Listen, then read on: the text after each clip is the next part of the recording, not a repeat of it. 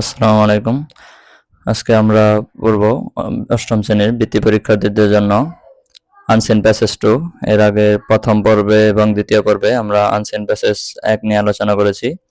সেই ধারাবাহিকতায় আজকে আনসিন প্যাসেজ 2। আজকে আমাদের প্যাসেজের টপিক হচ্ছে কাজী নজরুল ইসলাম। কাজী নজরুল ইসলাম আমাদের দেশের জাতীয় কবি এবং তিনি বিদ্রোহী কবি বা রেবেল পোয়েট হিসেবে পরিচিত। আমরা আজকে এই বিখ্যাত কবি সম্পর্কে কিছু জানব। শুরুতে লেখা আছে কাজী নজরুল ইসলাম ওয়াজ এ মিউজিশিয়ান।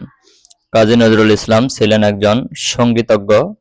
তিনি যদিও নিজে গান গাইতেন না, কিন্তু অনেক গান রচনা করেছেন, সুর করেছেন। কাজী নজরুল ইসলাম ওয়াজ এ মিউজিশিয়ান, একজন সঙ্গীতজ্ঞ ছিলেন, অ্যান্ড পোয়েট, এবং একজন কবি ছিলেন, ফ্রম বাঙ্গাল, বাংলা থেকে, হোয়ার হি ওয়াজ বর্ন, যেখানে তিনি জন্মগ্রহণ করেছিলেন, অন মে 24, মে মাসের 24 তারিখ, 1899, 1899 সালে। তাহলে তার জন্ম হচ্ছে 1899 সালের 24শে মে।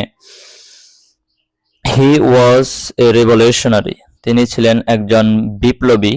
হু ইউজড, যিনি ব্যবহার করতেন, হিজ ওয়ার্কস, তার কাজসমূহ, অর্থাৎ তার কবিতা, তার গান, তার নাটক, যা তিনি রচনা করেছেন তা ব্যবহার করতেন, টু রেইজ দ্য স্পিরিট, মানুষের আত্মাকে উদ্বুদ্ধ করতে, মানুষের আত্মাকে বিকশিত করতে, টু ন্যাশনালিজম, জাতীয়তাবাদের দিকে, অ্যান্ড পুটিং ফর্থ, ফর্থ মানে সামনের দিকে নিয়ে যাওয়া, পুটিং ফর্থ হিজ আইডিয়াস, তার চিন্তাগুলো, তার ভাবনাগুলো সামনের দিকে নিয়ে যেতে, অন অপারেশন অ্যান্ড ফ্যাসিজম, অর্থাৎ মানুষের উপর চলা নির্যাতন এবং স্বৈরাচারের বিরুদ্ধে মানুষের আত্মাকে জাগিয়ে তোলার জন্য তিনি তার কাজগুলোকে ব্যবহার করতেন।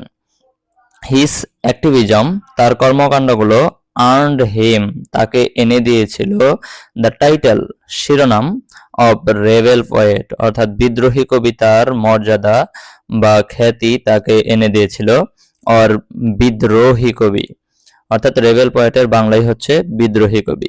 ইন হিজ ইয়ঙ্গার এজ, তার শৈশবকালে, হি সার্ভড, তিনি সেবা প্রদান করতেন, তিনি কাজ করতেন, অ্যাজ এ মুয়াজ্জিন, মুয়াজ্জিন হিসেবে, মুয়াজ্জিন বলতে যারা মসজিদে আজান দেয় তাদেরকে বলা হচ্ছে মুয়াজ্জিন, তিনি মুয়াজ্জিন হিসেবে কাজ করতেন, অ্যাট এ মস্কিও, একটা মসজিদে, মস্কিও মানে মসজিদ, and got exposed two literature, drama and poetry, এবং ধীরে ধীরে আকৃষ্ট হয়ে পড়েন সাহিত্য, নাটক, কবিতার দিকে। হোয়েন, যখন, হি ওয়ার্কড উইথ পিপল, তিনি মানুষের সাথে কাজ করতেন, ফ্রম দ্য থিয়েটার, থিয়েটার বা মঞ্চে যখন তিনি মানুষের সাথে কাজ করতেন, তখন ধীরে ধীরে তিনি সাহিত্য, নাটক, কবিতার দিকে আকৃষ্ট হন।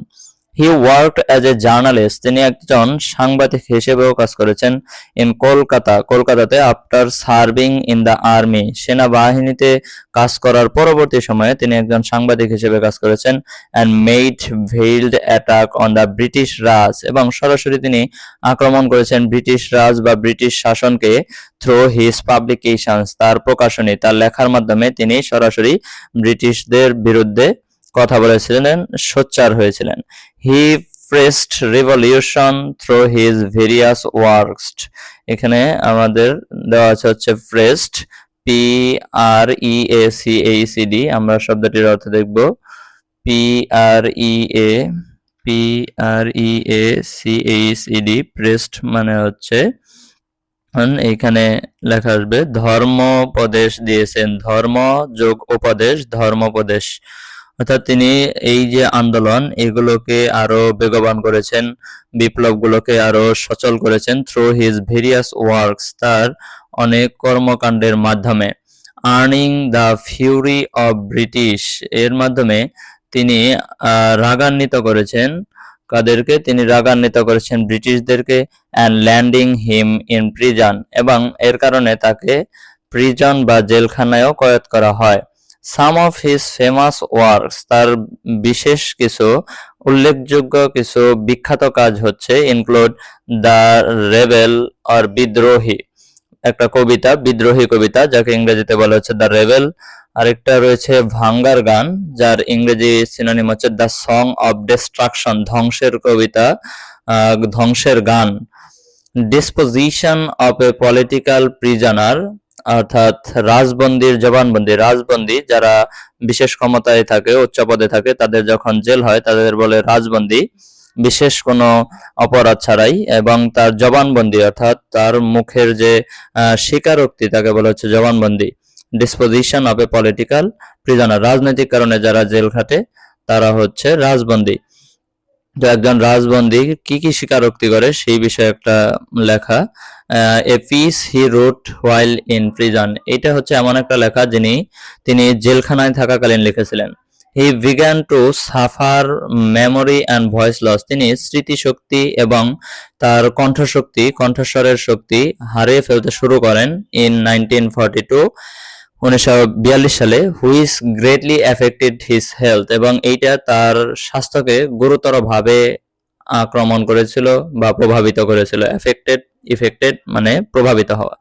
হি অ্যান্ড হিজ ফ্যামিলি, সে এবং তার পরিবার, ওয়ার ইনভাইটেড, তাদেরকে আমন্ত্রণ জানানো হয়েছিল by the government of Bangladesh, Bangladesh সরকারের দ্বারা, টু লিভ ইন ঢাকা, ঢাকাতে বসবাস করার জন্য, হোয়ার হি স্পেন্ড 4 শর্ট ইয়ার্স, যেখানে তিনি 4টি বছর ব্যয় করেছেন, মাত্র 4টি বছর ব্যয় করেছেন এই সংক্ষিপ্ত সময়।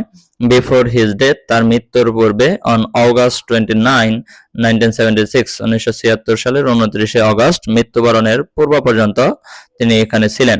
হি was hailed as the national poet, তাকে অভিবাদন জানানো হয়, হেইলড স্বাগত জানানো, অভিবাদন জানানো, welcome. He was hailed as the national poet of Bangladesh, তাকে বাংলাদেশের জাতীয় কবির মর্যাদা দেওয়া হয়।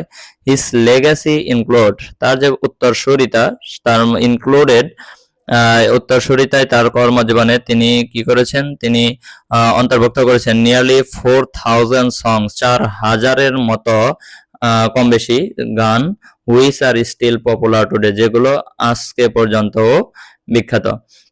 তাহলে আমরা নজরুল ইসলাম সম্পর্কে সংক্ষেপে কিছু জেনে নিলাম। এখানে আমাদের দেওয়া আছে complete the table below with information from the প্যাসেজের তথ্য থেকে তথ্যগুলো নিয়ে নিচের টেবিলটি ম্যাচ করো, প্রত্যেকটির জন্য 1 নাম্বার।